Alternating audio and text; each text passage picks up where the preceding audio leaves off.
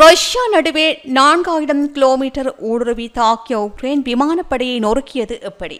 எங்கே தாக்கியது உக்ரைன்? தாக்குதலுக்கு பின்னால் இருக்கும் திட்டம் ஆபரேஷன் ஸ்பைடர் என்பது என்ன? 117 ட்ரோன்கள் ரஷ்யாவின் விமானப்படை சாம்ராஜ்யத்தை நொறுக்கியது எப்படி? ரஷ்யா தரப்பில் உறுதிப்படுத்தப்பட்ட தகவல்கள் என்ன? ஜெலன்ஸ்கியின் வெற்றி பிரகடனம் என்ன கூறுகின்றது? அடுத்த கட்ட தாக்குதலுக்கு தயாராகுமா ரஷ்யா? போர் நிறுத்த பேச்சுவார்த்தை நடக்குமா? போர் எப்போது முடியும்? தற்போதைய சூழலில் வெளிவரும் தகவல்கள் என்ன? இவை பற்றி தான் இந்த காணொலியில் விரிவாக பார்க்க இருக்கின்றோம். வாங்க காணொலிக்குள் போகலாம். உலக நாடுகள் கண்காணிக்கும் சூழலில் ரஷ்யா உக்ரைன் போர் புதிய திருப்பத்தை பெற்றுள்ளது. ரஷ்யாவின் முக்கியமான விமான தளங்களை தனது எல்லையிலிருந்து ஆயிரக்கணக்கான கிலோமீட்டர் தாண்டி உக்ரைன் தனது ட்ரோன்கள் மூலம் ஒரே இரவில் தாக்கி அதிர்ச்சியை ஏற்படுத்தியுள்ளது. இந்த தாக்குதல் போர் வரலாற்றில் முக்கியமான கட்டமாக பரிசீலிக்கப்படுகின்றது. ரஷ்யாவின் வான் பாதுகாப்பை முற்றாக புறக்கணித்த இந்த திட்டமிட்ட தாக்குதல் உலக நாடுகளையும் பாதுகாப்பு ஆய்வாளர்களையும் ஆச்சரியப்பட வைத்திருக்கின்றது. குறிப்பாக இர்குட்ஸ்க் மாநிலத்தில் அமைந்துள்ள பலையா விமான தளம் 4200 கிலோமீட்டர் தொலைவிலிருந்து தாக்கப்பட்டிருக்கின்றது. அதேவேளை முர்மான்ஸ்க் மாநிலத்தில் உள்ள ஒலன்யா என்ற விமான தளம் 2000 கிலோமீட்டர் தொலைவிலிருந்து தாக்கப்பட்டிருக்கின்றது. இவானோவா மாநிலத்தில் உள்ள இவானோவா விமானத்தளம் 700 கிலோமீட்டர் தொலைவிலிருந்து தாக்கப்பட்டிருக்கின்றது. ரியாசான் மாநிலத்தில் உள்ள டியாஹிலோவா என்ற விமானத்தளம் 700 கிலோமீட்டர் தொலைவிலிருந்து தாக்கப்பட்டிருக்கின்றது. இந்த விமான தளங்களில் ரஷ்யாவின் அணுகுண்டு ஏந்தும் Tu-95, Tu-23, M3 போன்ற போர் விமானங்கள் நிறைந்திருக்கின்றன. இவை அனைத்துமே உக்ரைன் மீது தினசரி குண்டுவீச்சுக்கு பயன்படுத்தப்பட்டதாக உக்ரைன் கூறுகிறது. இந்த தாக்குதல் வெறும் ஒரு இரவில் நடந்த காரியம் அல்ல. உக்ரைனின் SBU அமைப்பு இதற்காக 1.5 ஆண்டுகள், அதாவது 1.5 ஆண்டுகள் திட்டமிட்டதாக அதிகாரிகள் உறுதி செய்திருக்கின்றார்கள்.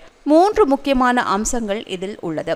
அதாவது மரக்கட்டைகளை ஏற்றிய லொரிகளில் ட்ரோன்கள் மறைக்கப்பட்டிருக்கின்றன. ட்ரோன்கள் ரஷ்யா எல்லையை கடந்து இலக்குகளுக்கு அருகில் நிறுத்தப்பட்டிருக்கின்றன.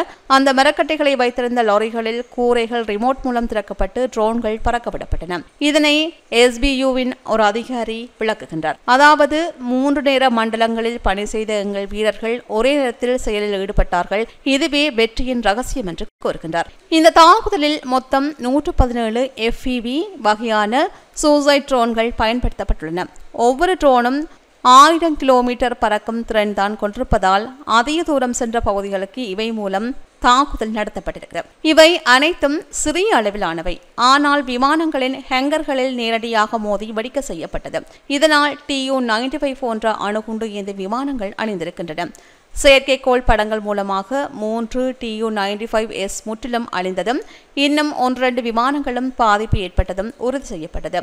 மர்மன்ஸ்க், இர்குட்ஸ்க், இவானோவோ, ரியாசான், அமுர் ஆகிய 5 விமானங்கள் குறிவைக்கப்பட்டன. சில விமானங்கள் தீப்பற்றி நாசமாகின. சில சந்தேகிக்கப்படுகின்ற நபர்கள் கைது செய்யப்பட்டதாக ரஷ்ய பாதுகாப்பு அமைச்சகம் கூறுகின்றது.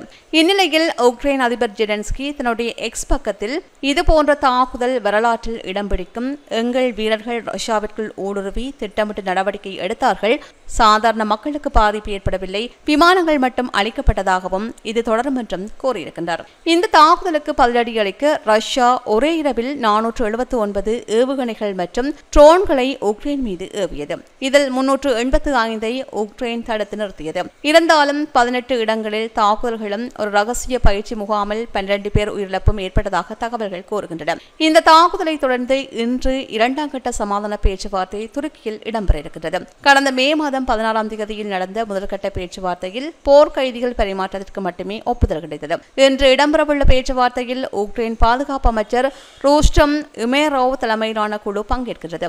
ஆனால் ரஷ்ய தரப்பிலிருந்து யார் பங்கேற்கின்றார்கள் என்பது மர்மமாக உள்ளது. பலர் இந்த பேச்சுவார்த்தை ஓர் வாய்ப்பு மட்டும்தான், முடிவாக மாறாது என்று மதிப்பிடுகின்றார்கள். காரணம், இத்தனை பெரிய தாக்குதல்களுக்கு நடுவில் ரஷ்யா சமாதானத்திற்கு உடன்பட வாய்ப்பு குறைவு. அமெரிக்கா, ஐரோப்பிய நாடுகள் உக்ரைனை ஆதரிக்க ரஷ்யா அமைதிக்கு செல்வதற்கு தயாராக இல்லை.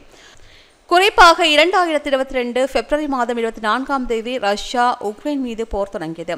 300+ ட்ரோன்கள் உக்ரைன் மீது ஏவியது ரஷ்யா. 40 விமானங்களை இழந்தது ரஷ்யா. $7 பில்லியன் மதிப்புள்ள சேதம் இங்கு ஏற்பட்டது. 3 ஆண்டுகளில் போர் முடிவுக்கு வரவில்லை. உலகம் முழுவதும் பொருளாதார தாக்கம் பரவலாக ஏற்பட்டது. ரஷ்யாவின் இதய பகுதியை தொட்ட உக்ரைன் தாக்குதலானது போரை ஒரு புதிய வழிக்கு அழைத்து செல்வதாகவே கூறப்படுகின்றது. உலக நாடுகள் இந்த தாக்குதலை ஆச்சரியமாகவும் ஆபத்தாகவுமே பார்க்கின்றார்கள். இந்த அதிரடி நடவடிக்கையால் ஒரு பக்கம் உலகம் பொறுமையாக சமாதானத்தை எதிர்பார்க்க, இன்னொரு பக்கம் போர் இன்னும் தீவிரமடையலாம் என்று அச்சம் நிலவுகின்றது. இந்த காணொலி பற்றி உங்களுடைய கருத்துக்களை கீழே இருக்கும் கமெண்ட்ஸ் பக்கத்தில் மறக்காமல் பதிவிடுங்க. மீண்டும் மற்றொரு காணொலியில் உங்களை சந்திக்கின்றேன். நன்றி. இது போல மேலும் பல வீடியோக்களை பெற சமூகம் டிவி நியூஸ் சேனலை சப்ஸ்கிரைப் பண்ணிக்கோங்க. கூடவே பக்கத்தில் இருக்க பெல் ஐகானையும் கிளிக் பண்ணிக்கோங்க. அப்படியே உங்களுடைய நண்பர்களுக்கும் ஷேர் பண்ணுங்க.